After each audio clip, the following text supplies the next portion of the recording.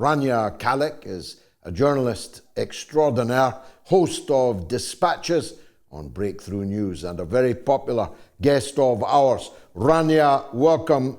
The point I was making earlier was that it turned out the only red lines around Rafah were the rivers of blood. I'm right, haven't I? Yeah, George, it's really horrific what we're witnessing. Over 1 million people sheltering in Rafah, told to go there for safety. Over 600,000 of them are children, and they've been subjected to bombings all this time, but just not as much as the rest of Gaza. And now Israel's unleashing its fury on Rafah. You've had this theatrical performance by the Biden administration saying, oh no, please don't go into Rafah. Oh no, please don't go into Rafah. Only to then make little threats that are mostly symbolic. I mean, we did see the Biden administration put on hold one weapons shipment, but the other weapons shipments are still going through. It's insane. It seems like no one can stop Israel. If ever there was a case to be made for humanitarian intervention, which I've never agreed with when it comes from the U.S., because the U.S. is always arguing for humanitarian intervention just to go in and steal resources and overthrow governments that it doesn't like. But in this case, it's needed. I mean, Israel needs to be stopped. This unfolding slaughter has been going on for 7 months, just relentless genocide. And you still have people, I mean, it's shocking, George. You still have people in mainstream media on whether it's the BBC or CNN or MSNBC or the New York Times going and defending this disgusting slaughter. At this point, it has been 7 months. We are 7 months into this. Either you are pro-genocide or you're against genocide. There's no in-between anymore. There's no conversation to be had anymore. There's no debate to be had anymore. And it's utterly frightening that the most powerful people in the world are showing us that they're happy to shred the bodies of tens of thousands of babies in Gaza for the sake of imperialism. It is, and the excuse given, I've never accepted it myself, was that the death camps of the Holocaust, that the West didn't know what was happening in these death camps. Otherwise, they would have bombed them and destroyed them. They would have destroyed the railways that took the cattle trucks full of Jewish people to their slaughter. They claimed that they didn't know that, in fact, when the death camps were liberated by the Red Army overwhelmingly, that it all came as a big shock to them, even though the beast of Berlin, Hitler, had written it all down in advance.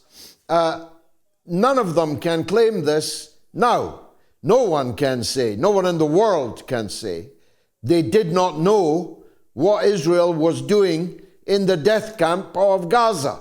That's a very, very dangerous, difficult position for all these journalists and politicians now to be in, isn't it? It is. And, just to reiterate what you're saying about World War II, the U.S. did know, and they were asked to bomb those railways, and they refused to. They couldn't be bothered to bomb the railways that were taking Jews to death camps to be slaughtered on an industrial scale. We also have to remember that the U.S. and UK leadership, before the Nazis started taking large parts of Europe, were very supportive of the Nazis because they saw them as the strongest bulwark against communism, which they always saw as the greater enemy.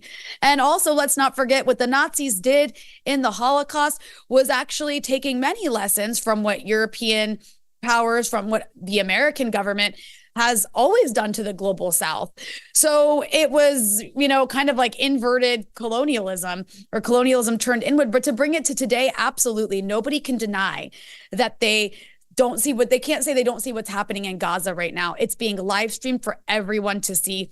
The images of children, the images of families on the run, the starvation, the people in hospitals. I mean, now we have these mass graves, hundreds of people executed summarily by the Israelis at Al-Shifa and Nasser Hospital, including doctors and patients. I mean, the evidence is there. Gaza is one giant crime scene for genocide. And they all know exactly what's happening, and they're trying to deny it. And George, there's nothing more disgusting to me than people who wrap themselves in one genocide, being the Holocaust, in order to justify another one in Gaza. It is so sick. And it's what we're seeing in the US right now, with not just, invoking the Holocaust to justify killing as many civilians as they want to in Gaza, but also using the idea, the threat, or, this issue of anti-Semitism to shut down these pro-Palestine protests across campuses. It's incredibly alarming, and I don't think we've ever experienced this. Unprecedented. I don't think we've ever seen another time in history that we can point to where one genocide and one form of bigotry was used to justify the wholesale slaughter of children in another part of the world. I think we have not seen it, and we'll come back to it. Let me stay with the Philadelphia corridor for a moment, Rania. I made the point earlier, maybe minor one compared to the other breaches of international law, which are manifestly being live streamed right now. But it is part of the Camp David Accord that there will be no Israeli military presence on the Rafah border with Egypt. I think 1 kilometer or 5 kilometers even is the nearest the Israeli army has ever been allowed to go. Thus, the Camp David Accords have been broken. That is an international treaty, again guaranteed, this time by the United States and the UN Security Council. Egypt's sovereignty has been egregiously violated. Is anyone bothered about that, even in Cairo? I mean, I think there's certainly people who are bothered, but there are people in power in these normalizing states that are more bothered because they worry about what it means internally for their own populations that might get very angry about Israel's behavior and what it could mean for them and their hold on power. These countries like Egypt and Jordan and the Gulf states that have normalized with Israel, they haven't normalized with Israel because their populations love Israel. Their populations despise Israel. They've normalized because they've been cajoled and bullied and bought off and bribed into doing it. And that's why Israel has these treaties with the Egyptians and the Jordanians. And, we're not going to see the leadership in these countries care so much or do much about it, because at the end of the day, they rely on the US to keep their monarchies and their dictatorships in power. And as long as the US can guarantee their power, they're all in. And until there becomes some sort of internal threat of perhaps revolutionary spirit among their own people, or where they can't control their own population anymore, you're not going to see a change. You're just going to see empty words, which is what we've seen from these countries since the beginning, even with the more forceful words we've heard from, for example, the Jordanian royal family. That doesn't mean anything when you are still actively trading with the Israelis, helping them with their so-called security. In other words, helping them, oppress Palestinians, and assisting them in the case of Jordan with blocking Iranian missiles that are headed towards Israel. And everyone in the region is angry about this. It's just, the U.S. has created a very successful system of control across the region to make sure that nobody can do anything about it. But I will also point out that in other countries, we do have people doing something about it. We have people in Lebanon. You have Hezbollah doing something about it. You have the Iraqi resistance doing something about it, and those in Syria as well. And you have the Yemenis doing something about it, as well as the Iranians. And so this is the situation we're in right now, where it's not the Middle East of 2003. It's the Middle East of 2024, where there actually is an axis of resistance that is able to put up a fight against Israel and against America. And that includes the brave Palestinians operating out of a death camp in Gaza every single day, fighting for their survival. On that subject, Netanyahu, by any metric, has dismally failed in this operation. If the stated purposes of the operation were the true ones. So, for example, he said it was to free the hostages, even though the hostages could have been freed on day one with an all-for-all prisoner exchange, all hostages for all Palestinian hostages. But a very large number of those hostages must have now been killed by Israeli bombing.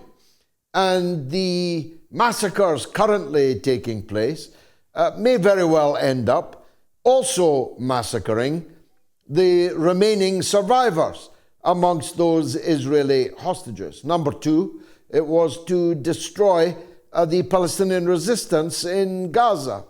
But just this day, more than 50 Israeli soldiers have been medevaced, seriously wounded, inside Gaza, meaning that the resistance is still fighting, and still fighting with a great deal of success against the invading Israeli armies.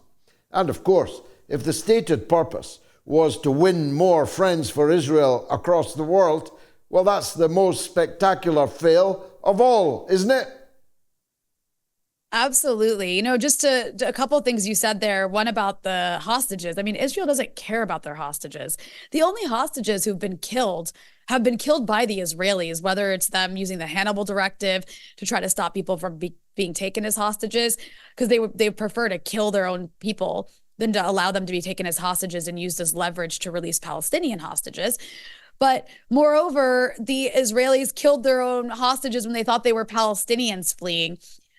My outlet Breakthrough News did a tally of all of the ceasefire proposals that Hamas has agreed to. We counted 10 since October 7th, and many of them were immediately after October 7th. Hamas said, we will release these hostages in exchange for all of the Palestinian hostages that you are holding. Let's not forget there are 10,000 Palestinians being held by the Israelis hostage. They are prisoners. And Israel repeatedly said, no. There was that one brief period in November where there was a week-long pause where they said yes, and there was prisoner exchanges. But other than that, even now, the Israeli government is the problem. They're the ones who keep saying no to Hamas, saying, we will give you your hostages back in exchange for this in a ceasefire. So the problem is the Israelis. They don't want their hostages. They don't care about them. That's all a smokescreen. Destroying Hamas is a smokescreen. The Israelis aren't stupid. They know they can't destroy Hamas. 7 months into this genocide, they have yet to militarily defeat the Palestinian resistance groups, again, operating out of a death camp. They can't defeat resistance groups operating out of a death camp. If you can't defeat them in these horrifying circumstances, you're never going to be able to defeat them. And they know that. This is all about grabbing as much land as possible and getting rid of as much Palestinians as possible, which has always been Israel's reason for existing. And it shows you what an existential crisis Israel is in, because it has isolated itself around the world. And this is really the beginning of the end of the Zionist project, in the sense that it's not sustainable. It is not sustainable to continue to slaughter and genocide people when there's cameras everywhere. It's just not in the long run. The question then becomes, how many people are going to be killed in the process? Because Israel's not going to go down without a fight, and it's going to take a lot of people down with it. And it's the greatest threat to the security of the region for that reason.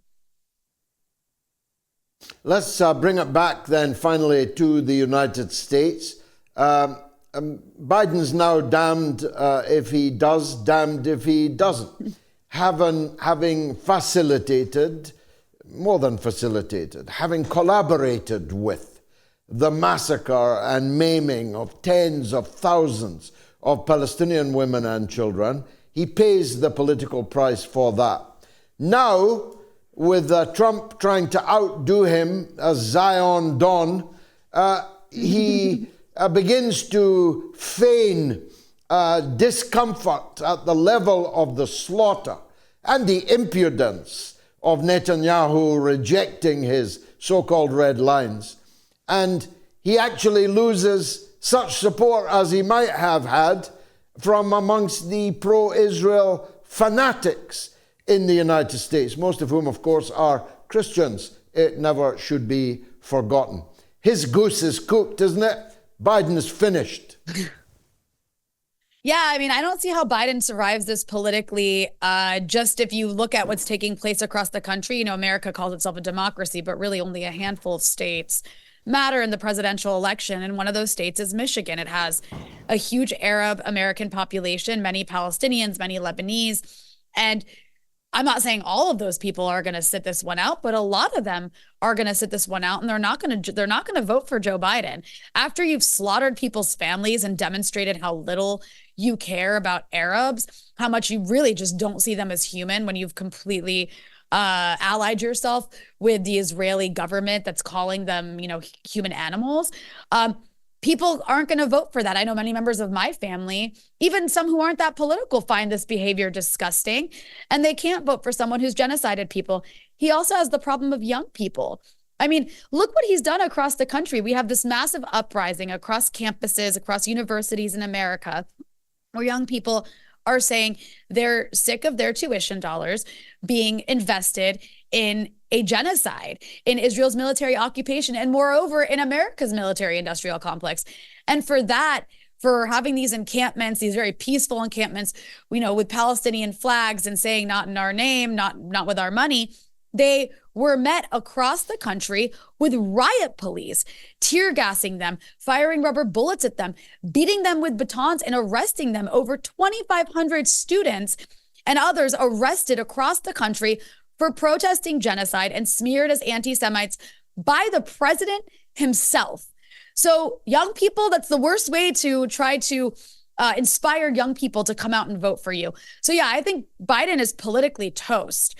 And when he does lose the election, he's going to blame it on Arabs and young people for getting Trump elected. But it's his fault. He can't win that game. He can't win this game where on the one hand, he wants to be the hardcore Israel supporter who puts police on students and kills babies in Gaza, while on the other hand, trying to be soft when Trump is going to outdo him. His advisors are idiots, and they'll go down in history probably as the worst political consultants ever. But of course, they'll keep being hired and they'll keep making money because they never learn from their mistakes.